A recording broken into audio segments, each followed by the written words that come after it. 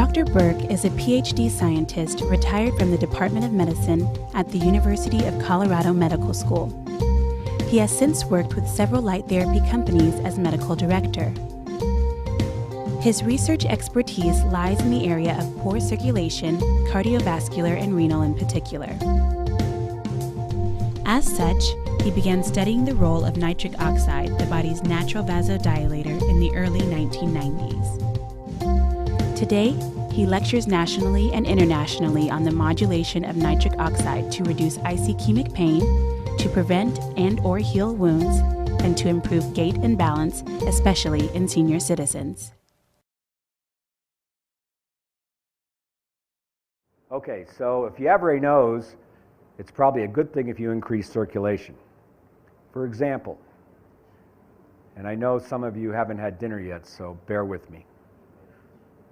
This poor lady, as you can see in the far left-hand side, has 4 fingers, not 5. One of them has already been amputated. Why do you amputate a finger in a patient with Raynaud's disease? Because the circulation is so poor that they eventually get ulcers and gangrene and they have to cut the finger off to save the patient. This poor lady had Raynaud's disease and scleroderma on top of it. And the little description down in the lower left-hand side, I'll read it to you if you're in the back of the room. She had these 3 ulcers on her fingers when we saw her. And it was looking kind of bad that she may lose 1 or more of those digits in addition to the one she had already lost. These are the treatments she had received over a 6-month period prior to July of 2005 in 19 office visits to physicians. She had received Vicodin, Percocet, and Methadone. Those were 3 for her pain. She had been given Viagra, which is a vasodilator, as you know if you also watch television. The little blue pill, okay. Procardia, a cardiac vasodilator. Prednisone, which is a steroid. Remember steroids I told you decrease nitric oxide production? Well, you may get temporary pain relief, but you're not doing much for those ulcers. She was given carpal tunnel surgery. She had both nerves on both of her arteries in her wrist cut to try to increase circulation. Nothing worked. So here she is with all those treatments over a 6-month period.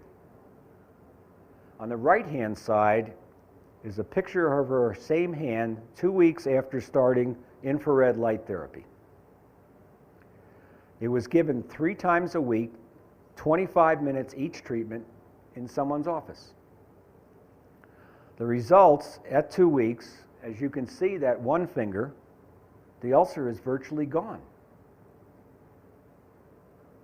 Her pain is now significantly reduced. Now, why would that be? Pain, cyclic GMP, just like morphine, nitric oxide, okay. Ulcer goes away, better circulation, pain goes away. Her range of motion is now beginning to increase. She was working with an occupational therapist. After 7 weeks, shown on the left-hand side, virtually all 3 digits have no ulcers. There's actually a tiny one still on this one finger, here on the far left-hand side. At this point, 7 weeks in, she's off all of her narcotics. She's able to button her clothes and do needlework with those fingers.